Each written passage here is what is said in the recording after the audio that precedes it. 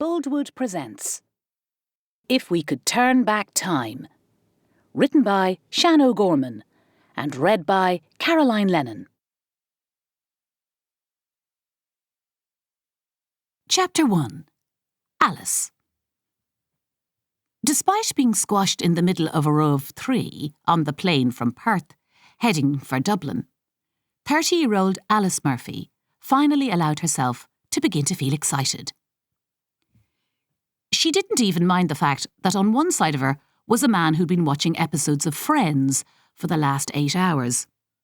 The volume of his headphones turned up so high she could hear every word.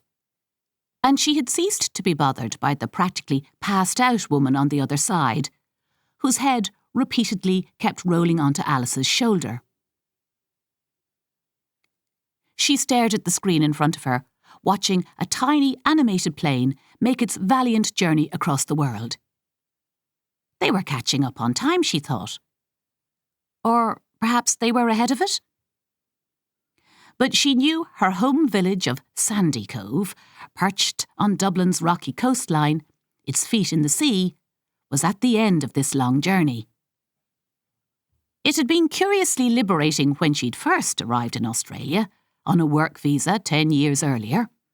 The sunshine had seemed endless, and she adored the freedom of life lived outdoors, from her morning coffee to glasses of wine basking in the evening sun, her feet in the warm sand.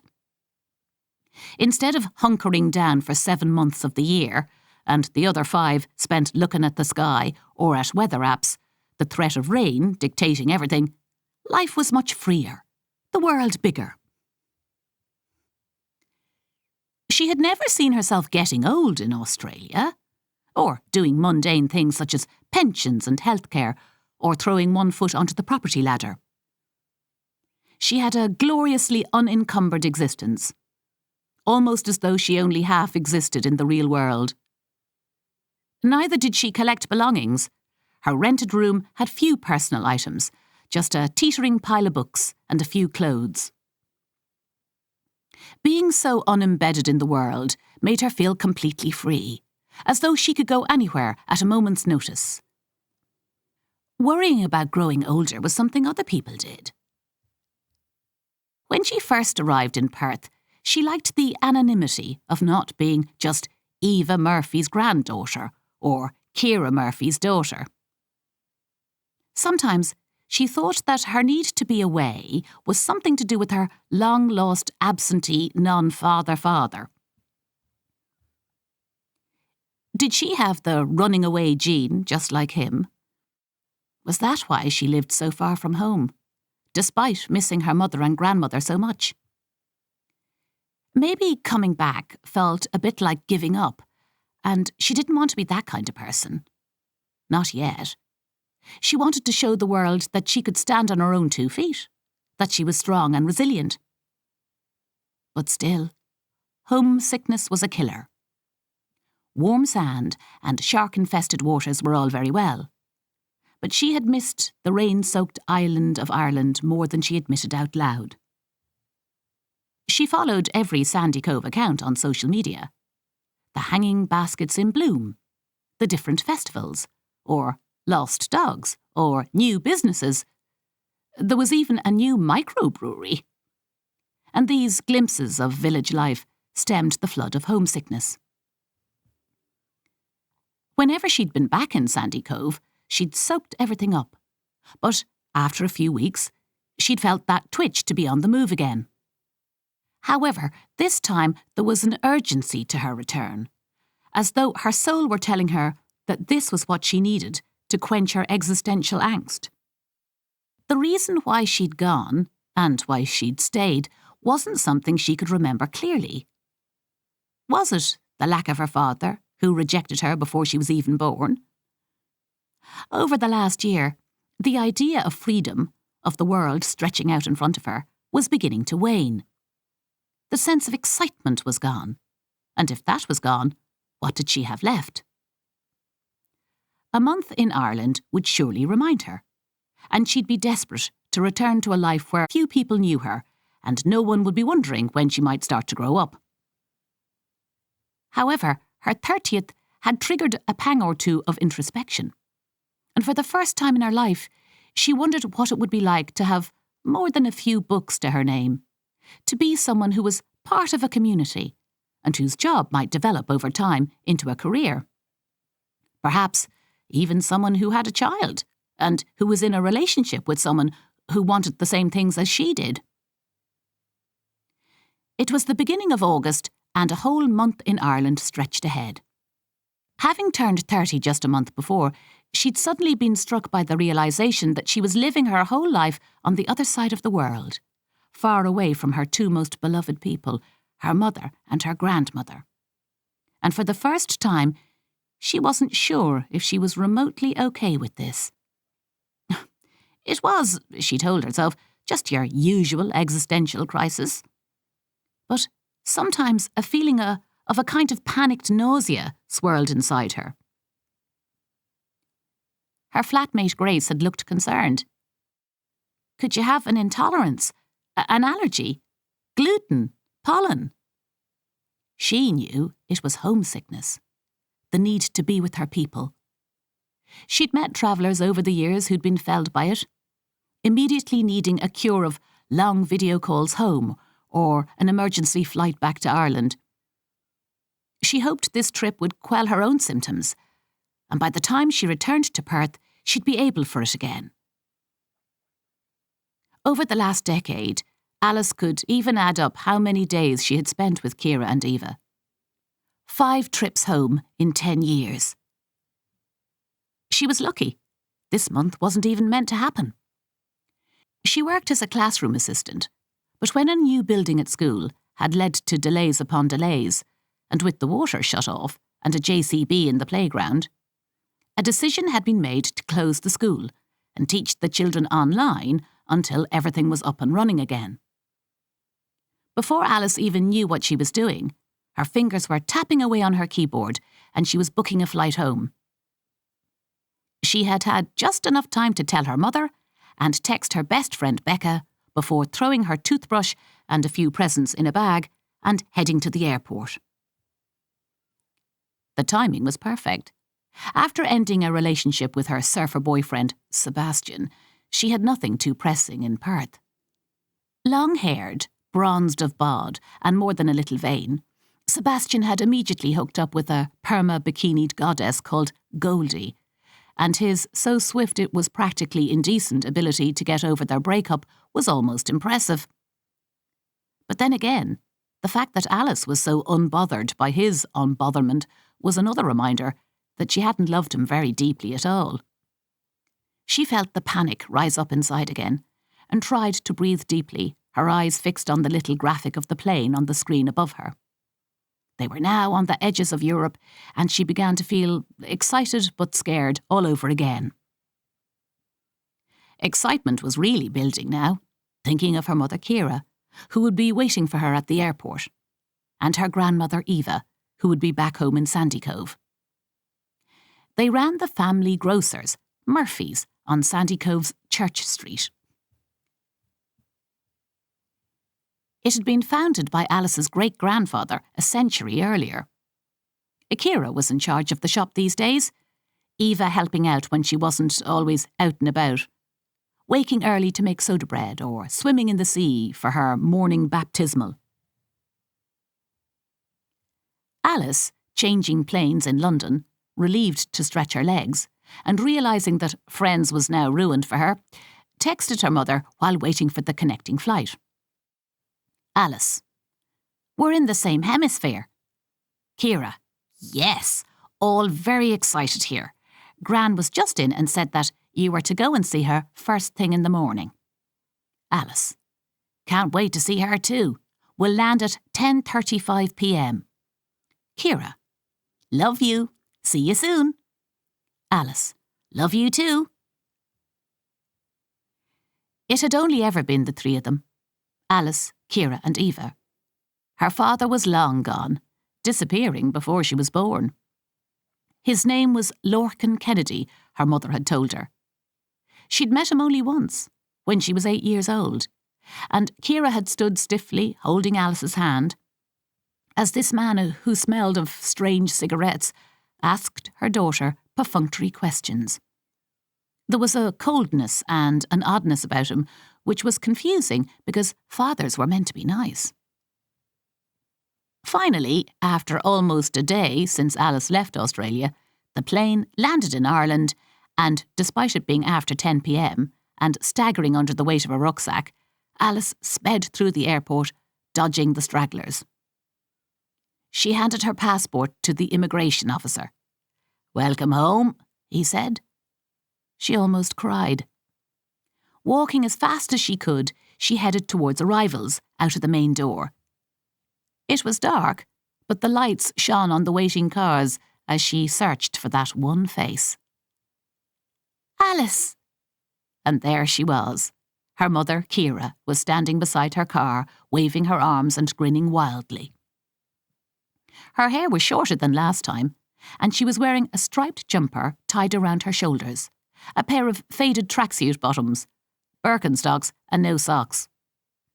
Alice broke into a run, and before she'd even managed to slip her rucksack off her back, her mother's arms were around her, and Alice sank into her, soaking up warmth and love from her favourite person ever. Ciara stroked Alice's hair, tucking a strand behind her ear. "You look beautiful," she said gently. "As always." "You too." Alice hugged her again. "It's so good to be home." "Oh my God," said Ciara with a laugh. "It's so good that you're home." Ciara wrested the rucksack out of Alice's hands and flipped it onto her back, making her legs buckle for a moment, before steadying herself like a Sherpa. And then they both leant on the door of the boot to squeeze the bag in, and then they hopped in and they were off. Next stop, Sandycove. On the journey, they caught up as much as possible with each other's news. "And tell me, how is Sebastian?" asked Ciara, smiling across at Alice. "Sebastian and I have split up," said Alice with a shrug. "He's fine about it. He seemed more bothered that his surfboard was stolen. His meditation practice was just too loud." "I didn't realise meditation could ever be loud." "Well, it can be. Humming and ahhing and making a kind of throaty sound as though he had a hairball." Ciara laughed as Alice changed the subject. "How's Gran?" "Her usual fine fettle. Still walking up the hill. Sea swimming with Angela and Dorry every morning. Still managing to talk to everyone in the village and return full of news." "And the shop?" "Thriving. We've a few new products. Nice new cheeses. And a new wine supplier. And," Ciara paused for a moment, perhaps concentrating on moving to the outside lane, "we're even stocking a range of beer made by a new local brewery called the 40 Foot. "I saw. So the micro-beer craze has even come to Sandycove," laughed Alice. "Who owns it? Anyone I know?" "Well, actually, Becca might have mentioned him to you. He's her new boyfriend. Conal." Becca had told Alice about him in their long FaceTime calls. She just said he was lovely and it was early days. "He's Paddy Blake's son." Ciara was staring straight ahead at the road. "You know, from Blake's Beer." Alice nodded. Blake's products were in most pubs and bars across Ireland, and the family lived in a beautiful house by the sea on Shankhill Road. "I loved their house," said Alice. "You know, the one with the hawthorn trees at the entrance and its own harbour. Landfall, it's called." Ciara was expressionless, as though she hadn't heard. "We're nearly home," she said. "You must be exhausted." "I am. Can't wait to get into bed." They turned onto their road, a couple of streets from the village, and the familiar sight of their small, two-bedroomed house with the crab-apple tree in the front garden and the rose which scrambled up outside the front wall, the white of the flowers shining in the moonlight, soothed her after her journey. A calm descended on Alice. "I'm home," she thought. "For now." Chapter 2. Ciara. It was dawn on Tuesday morning and time to be up for the day. But Ciara lingered in bed. Deliveries to the shop would already have begun. Fresh milk and bread, the fruit and vegetables from the wholesalers, the yoghurts and dairy would be stacked on the front step of the shop, ready for her to sort through and put out for sale. Today was a wonderful day. Alice was home. She smiled in the half-light of her bedroom. For the next few weeks, she would just be able to be with her daughter again, hear her voice, see her face, and reach out and touch her. Australia was too far. Video calls weren't enough, and life was moving too fast. Not that Ciara would ever tell Alice just how much she missed her. Alice, after all, had her own life to live. It was just Ciara felt as though her own was running out of steam. She was 50 last birthday, and instead of holding a party and celebrating, she hadn't even met her best friend, Mary-Marg, for a drink, and had gone to bed early. She had thought that, by this age, she would have been living her best life. But she couldn't summon up enthusiasm for anything. Even the shop needed a fresh injection of energy and ideas, both of which she was long out of. It was light outside, the birds already in full song.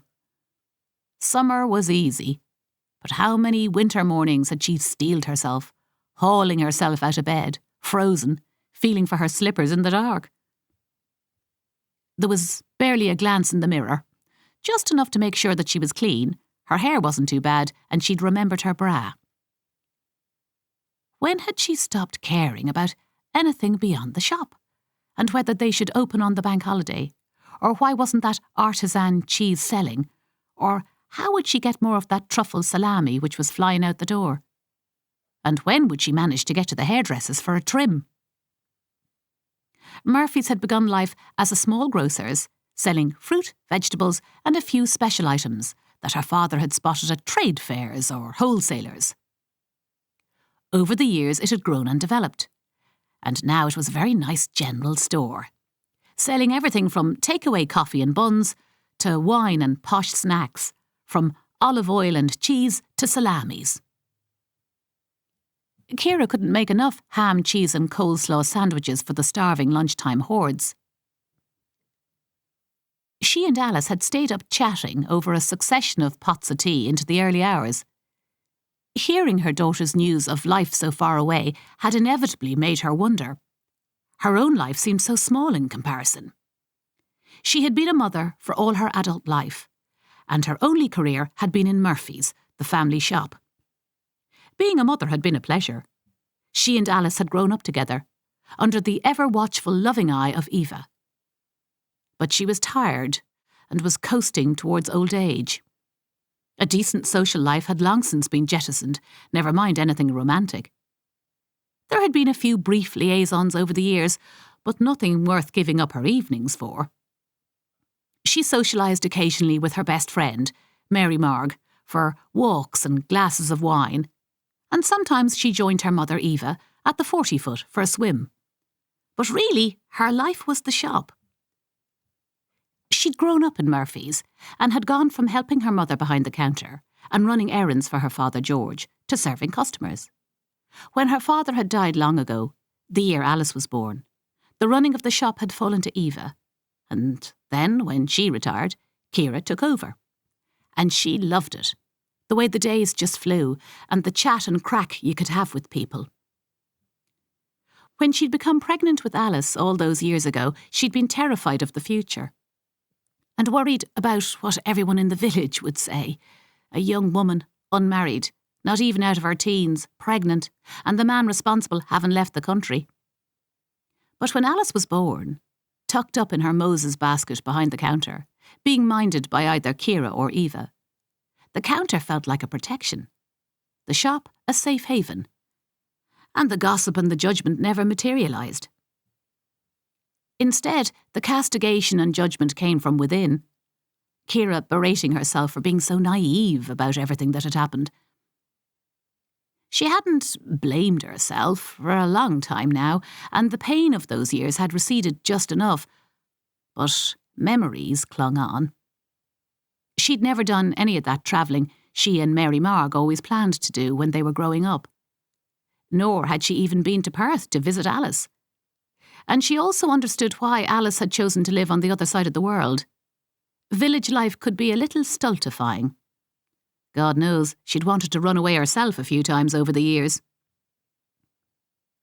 All of Ciara's peers seemed to be on the cusp of massive life changes. Rachel Jordan had left her husband because, as she'd explained to Ciara the other week while buying sauerkraut, my gut health is off the scale. She had realised that she couldn't listen to him talk about rugby for a single second longer, especially as he talked with his mouth full of Weetabix. She was last seen boarding a flight to Delhi to find herself. Lily O'Houlihan had taken up ballet and could be seen in the queue in the post office in first, or was it second, position, her hair in a slicked back bun. And there was post-divorce Desi Desmond, who channeled his emotions into golf and had just returned from Portugal with a huge Winners' Seniors Cup. Even Mona McCullough was on husband number 4, and she was only 59. Second chances and new beginnings were at least possible. Mona had been in the shop only yesterday. "Remember that disco you and Mary-Marg used to have when we were in school?" she'd asked, a dreamy look in her eye. "Vaguely," Ciara had said, wrapping up Mona's sourdough. But of course she remembered. How would she ever forget See the Stars, the disco they organised every Friday night, multiple lifetimes ago? Held in the old clubhouse on Sea Road, those Friday nights were the highlight of their young lives. Mary-Marg in charge of the music, playing records on 2 old turntables. Ciara, front of house, greeting everyone, selling tickets, arranging the promotion, the lighting, the themes. God knows how any of them had got through their exams, because the disco had been their life. It was so much fun, and there was that sense that anything and everything was possible. She and Mary-Marg were saving the money to go travelling in their year off, before university. But then she became pregnant, and Mary-Marg headed off to Limerick to do engineering, and the old gang and their old lives dissipated. "You should bring it back," Mona had said. "We need something like that now we're all in our 50s, a bit of fun." But Ciara knew there was no way Mary-Marg would want to go dancing again. A disco? She had nearly laughed. Mary-Marg had her own problems, and had recently begged her to join her on a retreat in West Cork called Making the Menopause Magical. "Don't make me go on my own," she had wailed. But Ciara had chickened out, claiming she couldn't leave the shop, which was her perennial excuse when it came to weekends away, or even nights out. She had tried to explain how tired she was. Mary-Marg was feeling rudderless because her life, i.e. her 18-year-old twins, Jake and Josh, had just finished their leaving cert and would be off to university soon, results dependent. The last 2 years had been the worst of Mary-Marg's life, she had told Ciara. Worse than the IVF years. Because she had worried about the boys' exams far more than they had. It was as though she were taking them herself, hovering over their revision, reading the textbooks, filling out all their college applications and driving them to and from every exam. Coupled with hot sweats, sleepless nights, palpitations and a sudden fear of heights, it had been an intense time. Going on the magical menopause retreat was part of her desperation to recover. She'd returned, pale-faced and shaken. "It was as bad as I feared," she'd told Ciara. "You were right not to come. Chanting, humming, lentils, being barefoot. But, apart from those horrors, I may, just may, have sensed a glimmer of the old me." And Mary-Marg's eyes had begun to gleam in a way Ciara hadn't seen for decades. "I've decided tiredness is a state of mind," said Mary-Marg. "We're all tired. At that terrible magical menopause retreat, every woman there said, All they wanted was to be left alone in a pile of leaves in a forest like a squirrel and never be bothered again. I mean, we're all tired, goes with the territory. But I'm not just tired, said Ciara. I'm tired of life. I just want to eat toast and watch TV. You're flagging, that's all. And we all flag from time to time, feel a bit droopy, find it hard to haul ourselves from the depths of the duvet. Believe me, I have been flagging big tiempo for the last 5 years. But I have found my pep in my step again. Call it HRT, call it a ridiculous retreat, call it the will to survive in the jungle of life. But we can't give up. We need to get out there and live. Yes to discos and hanging out with friends, and no to uncomfortable clothes and making food for others. This is our time, okay? She fixed Ciara with that look. And promise me, when you start to flag, you will say something equally rousing to me. Ciara nodded, feeling buoyed by the pep talk. I promise. And anyway, I need to talk to you about something. Remember our... But they had been disturbed by a customer looking for a jar of jalapenos, and whatever she was going to say was put on hold. It was bright outside. 6:11 a.m. Ciara really should get up. Chapter 3. Alice. From downstairs, there was a rattle of the letterbox, and then the voice of Eva, her grandmother, calling from outside. Alice, are you awake? Quickly, Alice launched herself out of bed, pulled on her old dressing gown and ran down the stairs. Through the glass of the front door, she could see a small, very familiar figure. Coming. And there was Eva, looking her usual magnificent self. Small, her hair grey and wiry, eyes bright blue, she was dressed in navy trousers, a sunshine yellow cardigan, red socks and walking sandals.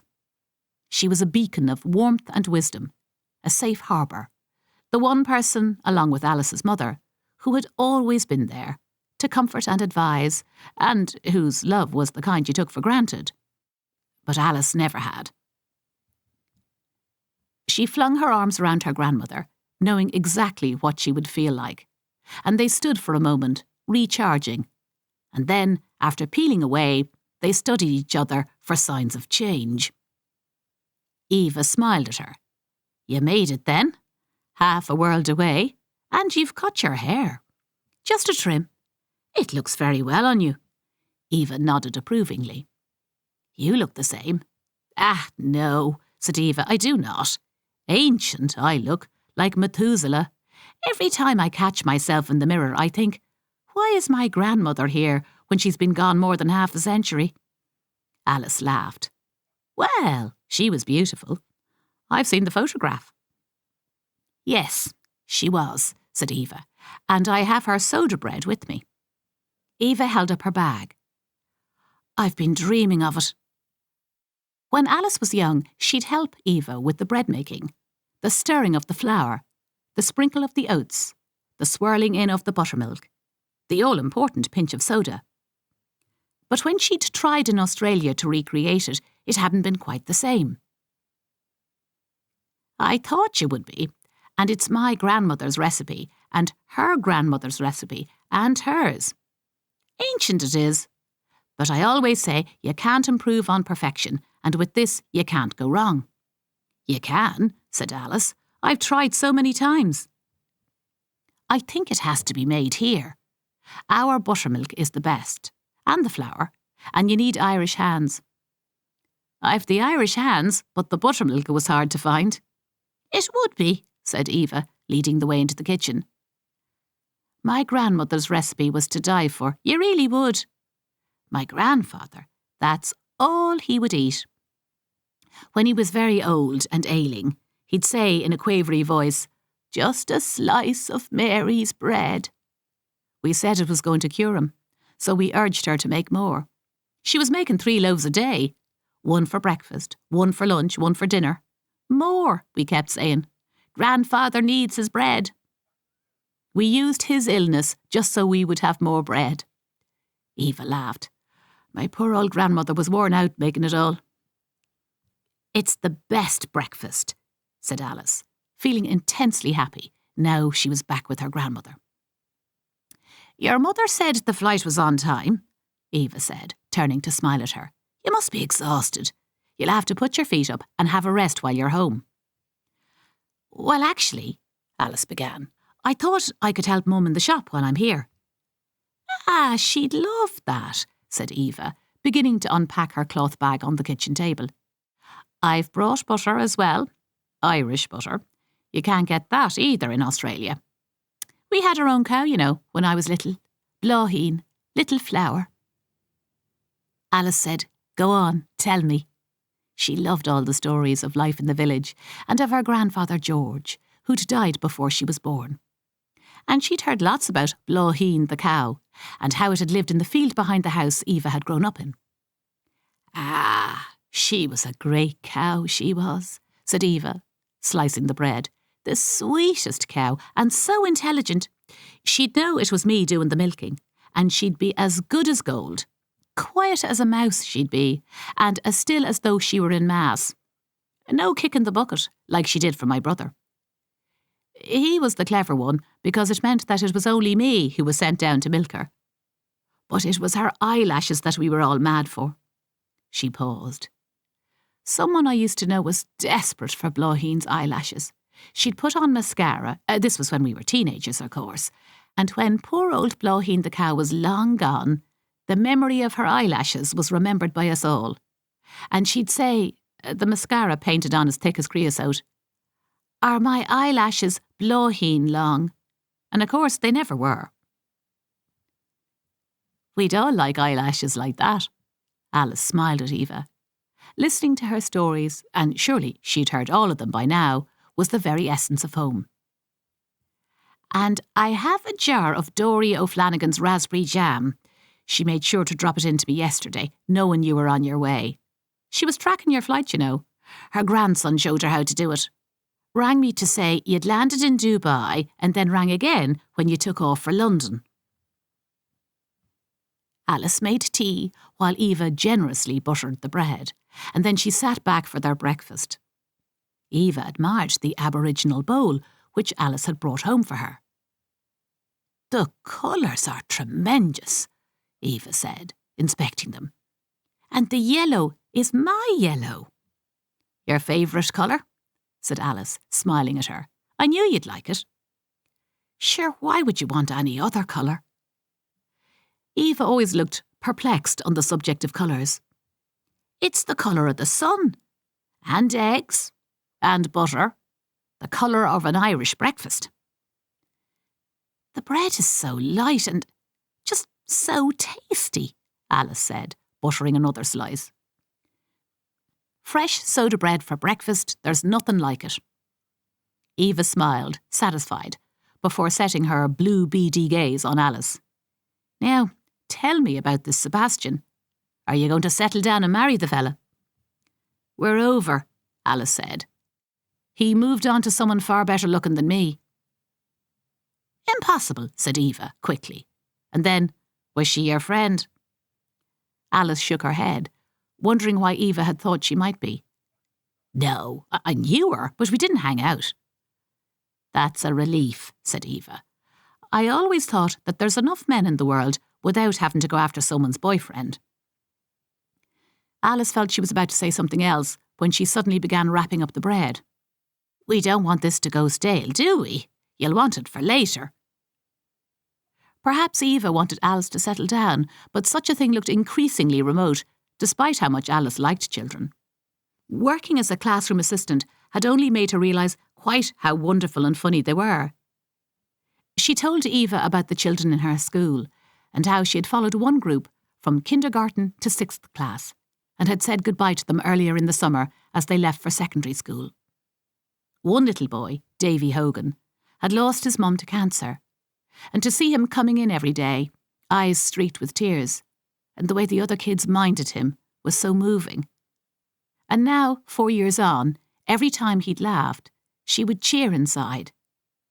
And then there was another little girl, Willow Inuen, an incredible miniature pianist prodigy, and the class had gone to a recital at the concert hall to see Willow perform. And Alice had seen the pride in the faces of her classmates as they'd clapped and cheered and jumped up and down. It took every ounce of self-control for Alice not to start sobbing uncontrollably. Eva seemed to understand. "You were disarmed by them," she said, nodding. "Totally," said Alice. "And I felt I couldn't let them down because they were giving all of themselves to the world. Does that make sense?" Eva nodded again. "Indeed it does." "I saw Becca yesterday," said Eva. "She was wondering when you were landing. I told her to check in with Dory O'Flanagan." "I'm seeing her tonight," said Alice, smiling. "She's going to introduce me to her new boyfriend." She stopped for a moment. "He makes beer, apparently." "Is that right?" Eva gazed back at her. "He's Conal Blake. You know, Blake's beer." Eva looked vague, but she knew everyone in the village, every family network, and who was married to whom, their backstories, what happened when and where, down to the day, month and year. So why, wondered Alice, was she acting as though she'd never heard of Blake's beer? "Not really," Eva said, abruptly changing the subject. "Now, let me know if you want any more of my bread. I could make a loaf every morning while you're home if you like. I used to make a dozen every day to sell in the shop in the old days, so it's no bother. May as well make the most of me while you're here. And, by the way..." Eva found her purse in her bag and rummaged around for a moment before producing a €50 note. "Here's something to keep you going for a while." "I don't need money, Gran," said Alice. "Ireland's getting very expensive," warned Eva, "and I want the opportunity to treat you. You're my precious one and only." "Put your purse away. I'm 30. I earn my own money. I should be giving you money." "Oh, I'd like to see that," said Eva, laughing. "Now, shall we go to the shop and see your mother? She'll want to show you all the changes she's made." Chapter 4. Ciara. Situated halfway along Sandycove's Church Street, Murphy's sat between the dusty old bookshop and the modern bakery, which sold sourdough and spelt breads and provided all the celebratory cakes for miles around. The doorway split into two, one entrance leading to the shop and the other up to Eva's flat. The outside was painted navy blue with a hand-painted gold Murphy's above, and below it, in smaller writing, Food and Wine Emporium. "Emporium is very grand," Eva had said, when Ciara had first come up with a way to describe the shop years ago. "I like it," Alice had said. "It deserves a grand word." Eva had laughed. "Grand is grand with me, so," she had said. Ciara always spent time on the displays and had a selection of props stored in the back. At Christmas, she always brought out a vintage toy train which had belonged to her father and had found someone who got it chugging again. Now, in summer, she had placed a selection of olive oil bottles in a vintage-looking crate, some on their sides, others in a pool of their own oil. Inside was a counter running along the back, in front of shelves, and then there were more shelves running full height on both sides of the shop, and fridges for the cheese and dairy. The bell above the door rang, and Ciara looked up to see Dee Maguire stepping inside. Dee had been in the same class at school as Ciara all those years ago and now ran a small craft shop in the village. "Morning, Ciara," she said. "I hear that your Alice is home. Becky O'Hara will be pleased to see her. And isn't Becca going out with Conal Blake, Paddy's son?" "She is," said Ciara, fixing on a smile. "As far as I know. I've seen them going into the island a couple of times." "He's a handsome young man, don't you think?" Dee was one of those people who sniffed out mysteries and secrets. She had a nose for them. "Seems very pleasant, just like his father." Ciara nodded and fixed on another facial expression, this time a half-smile of vague interest. You had to be a Mrs. Potato Head and change your expression all the time. But talking about Paddy Blake was always difficult, because they'd been so close once upon a time. And he'd been part of Ciara and Mary-Marg's gang growing up. There was never a romantic connection, because she'd been obsessed with Lorcan in those days. And when she'd got pregnant and Lorcan had left, Paddy had retreated into his world and she into hers. Obviously, they exchanged pleasantries when they passed each other in the street or if he called into the shop for something, but she had never talked to him properly and longed to ask him what he knew of everything that had happened back then. But no one knew as much as she knew. It was just that sometimes she wished she had someone who might understand, and she guessed that if anyone did understand, it would be Paddy. And now Paddy's son was all grown up and they hardly knew him. Conal was in my shop the other day, Dee was saying. Needed a present for his awful grandmother. Impossible to buy for. I felt for the lad, I really did.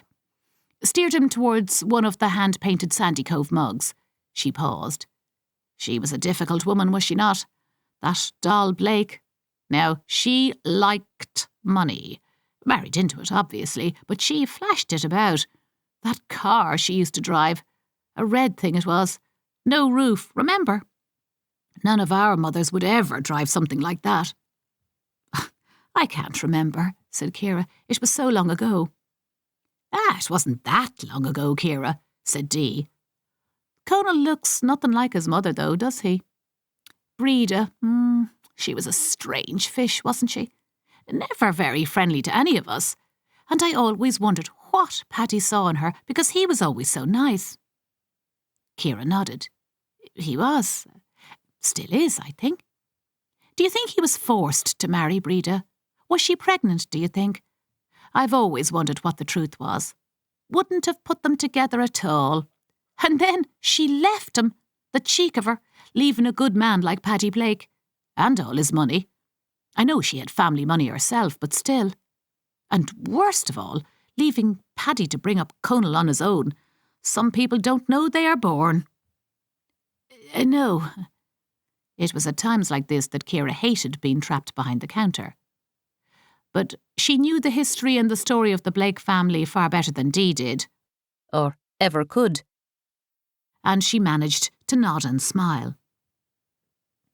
Paddy's father, Patrick Sr., had inherited Blake's beer, which had once employed hundreds of people. And although he was a handsome, charming and affable man, he, not very successfully, tried to hide his drinking problem. The irony of an alcoholic running a brewery wasn't lost on any of the villagers. They'd see him slinking into a pub in Dunleary, hoping not to be spotted. Eventually, illness caught up with him, and he died when Paddy was still only a teenager. Paddy had then inherited the company, whether he liked it or not.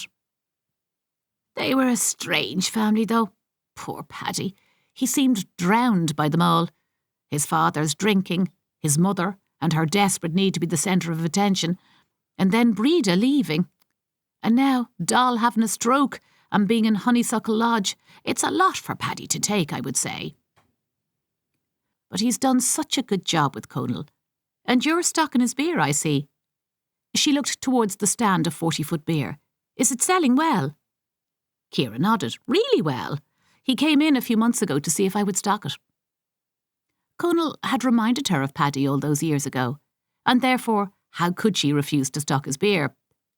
But Conal seemed a more serious and solicitous version of his father, whereas she remembered Paddy as always laughing and joking. He'd always been such great crack. Dee was examining one of Conal's bottles. Banshee's Howl. I'm not a beer drinker, but Brendan is. I'll take a bottle for him, and I will let you know his verdict. He was remembering our first date at your old disco. Remember? The one you and Mary-Marg used to organise. My mother would make me go. It's the only way you'll ever meet a nice young man, Deirdre, she used to say. And I did. My Brendan was drinking a TK lemonade in the corner of the clubhouse, behind the stacked chairs. The bell jangled, and in walked Jimbo McAllister, the local postman, wearing his unpussed uniform of cargo shorts and shirt, a pair of worn-down runners on his feet, his face and arms tanned. Ladies, he said, how's it going? Grand, thanks, Jimbo, said Ciara. Dee put down the beer. "Oh, good morning, Jimbo," she said. "Isn't it a beautiful day? How was your delivery this morning? Any vicious dogs?" "Just the usual. The small ones are the worst. I keep a supply of dog treats handy." He patted one of the pockets on the leg of his shorts. "I have been known to fling a handful along with the post." He smiled at Ciara. "Sandwich, please, Ciara. One of the ham and mustard," he said, as she reached for the bread and began buttering it. She knew practically every villager's coffee and sandwich order, and who liked no butter, or extra mustard, or who liked lots of milk, or a double shot. "Jimbo," said Dee, "you must remember Ciara and Mary-Marg's discos." "I surely do," said Jimbo. "I've never forgotten those Friday nights. Sometimes I hear a song and I'm brought right back there. All of us dancing in the middle of the clubhouse, and the doors open onto the darkness outside. The lights. And the anticipation," he smiled. "Magic it was." Dee was nodding. "Mary-Marg was such a good DJ, wasn't she? Always played the best songs. And you were so good, Ciara, making sure everyone was happy, that it all ran smoothly. I remember once Paddy Blake having to fix the generator, though. All the electricity went off and he clambered onto the roof, all the smokers holding up their lighters trying to brighten his way." Jimbo laughed. "He stood on the top of the building and shouted, 1, 2, and we all screamed, 3, and the lights and the music were back on." Dee was smiling, as Ciara had attached a new expression, one which she hoped evoked dreamy reminiscence. "Now, Jimbo, tell me this and tell me no more," said Dee. "Have you spoken to Paddy recently? We were just talking about him, saying what a marvellous job he has done bringing Conal up on his own. And now his mother being in the nursing home. So sad." She looked at Jimbo. "So tell us, how is poor Paddy doing?" "Well," Jimbo shrugged, "I don't see much of him. He gave money when I was fundraising for the hospice. Always was very generous. But I don't see him in the island having a pint. Or, well, anywhere much. I think he plays golf occasionally." Jimbo shrugged again. "But he doesn't look as though he is having much fun. But then, who is?" Dee thought for a moment. "No," she admitted, "no one is. Brendan's sciatica dominates our lives. He can only sleep sitting up. And," she dropped her voice, "I think I might have social anxiety. Comes with age, apparently. I thought you got more confident as you got older, but it's not always the case." "I'm a bit like that," admitted Ciara. "Me 3, said Jimbo. "I like to go home after my shift and stay home." "That's what I do," said Ciara, wrapping up Jimbo's sandwich. "I watch Scandi Noir." "I like those home improvement shows," said Jimbo. "You know, when they begin with the unrealistically small budget, go years over schedule, and are shadows of their former selves by the end.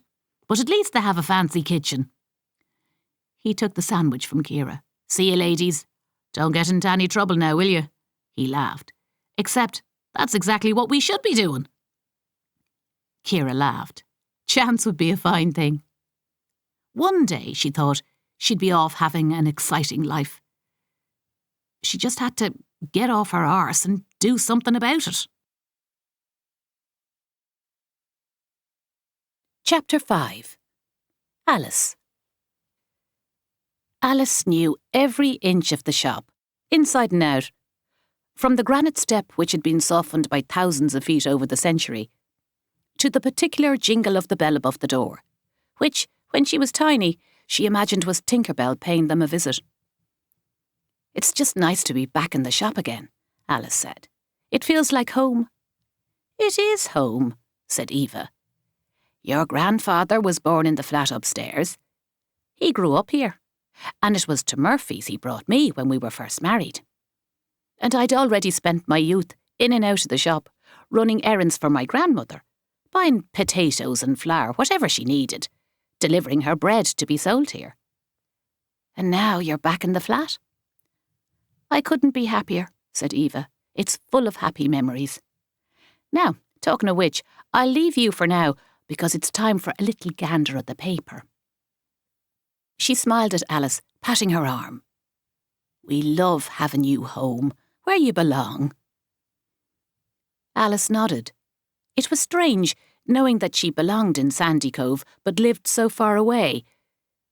She didn't quite understand this need to travel, as though she were trying to prove something. Perhaps it was to do with her father, the man who couldn't even stay around long enough to see her born, who only returned that one time because he had his aunt's will to sort out, and who hadn't cared about her mother. It was so hard to understand. She smiled at her grandmother. I'd better see how Mum is getting on. Inside Murphy's, not a huge amount had changed since her last visit. There was the long counter running along the back of the shop, smoothed from a century of use. The tall shelves behind were filled with bottles and jars. The round table in the middle stacked high with what Ciara called the specialities. Chocolates, biscuits and sweets, the kind bought as gifts. Ciara was beaming at her from behind the counter. "You're up," she said. "I thought you'd have a nice lie-in. How is the jet lag?" "Grand. I might need a sleep later, but Gran brought some of her soda bread, and how could I stay in bed and miss that?" Ciara smiled at her. "Your favourite?" Alice nodded. "It's just not the same in Australia. The buttermilk is wrong. The flour is different. It just doesn't have that same taste." "Well, make the most of it while you're here." Alice had a look around. The shop was warm and welcoming, but compared to the small artisan shops of Perth, it seemed too much of a jumble, a little faded, in need of a slight tweak to keep up with the times. Ciara had made so many changes over the years, transforming it from an old-fashioned grocer's to a posh deli. But perhaps she'd run out of energy to keep up the momentum. Whatever it was good to be back. "It looks even better than last time," she said. "A bigger cheese selection." "You can never have enough cheese," said Ciara. "True." Alice stopped at a pile of vintage beer crates, which were stocked with bottles of Old Sea Dog and Banshee's Howl, made by the 40-Foot Brewing Company. "Here's that 40-foot beer you were telling me about." Ciara looked blankly at her, as though she hadn't heard her. "Becca's new boyfriend's beer," prompted Alice. "You told me about it?" "Maybe you have jet lag." Ciara laughed. "Sorry." "Local brew. Very trendy. All the hipsters will be in." Ciara smiled. "They have been. Hipsters of all ages. Fintan Leahy is mad for it." "While I'm here," said Alice, ducking behind the counter to join her mother, "I thought I could work in the shop as much as possible. Give you a break." There's no need," said Ciara. "You're meant to be on holiday. You need to rest." Holiday? Alice hadn't thought of it like that. If you went home, were you on holiday? And if you were, did that make it less of a home? "I want to work," she said firmly. "I want you to have a holiday." The bell above the door rang again, and a young man entered the shop.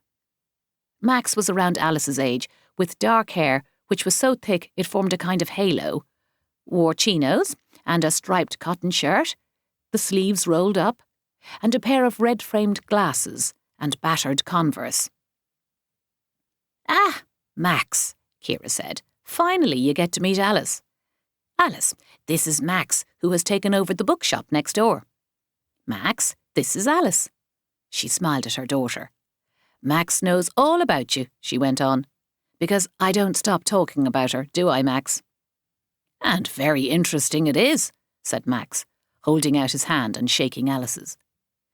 "Your mother and I have quite the chats every morning when I come in for my coffee and pain au chocolat. It's amazing what you can discuss in 5 minutes." "That's the art of the shopkeeper," said Ciara, turning around to the large chrome Italian coffee machine. "People have only a few minutes to exchange greetings. Some don't want even to make eye contact, but most want to speak to you, and many want to confide in you. The stories I've heard in here. You'll get to know your customers, Max. Give it a few months." Max nodded. "I already am," he said. I talked to a retired gentleman about how he met his wife. He had left the priesthood, and he plucked up the courage to go to a dance, and it was ladies' choice. And there was a tap on his shoulder, and there was this most beautiful woman asking him to dance. Turns out she was a former nun, and they were married for 40 years. He was looking for a copy of Seamus Heaney poems, said Mac.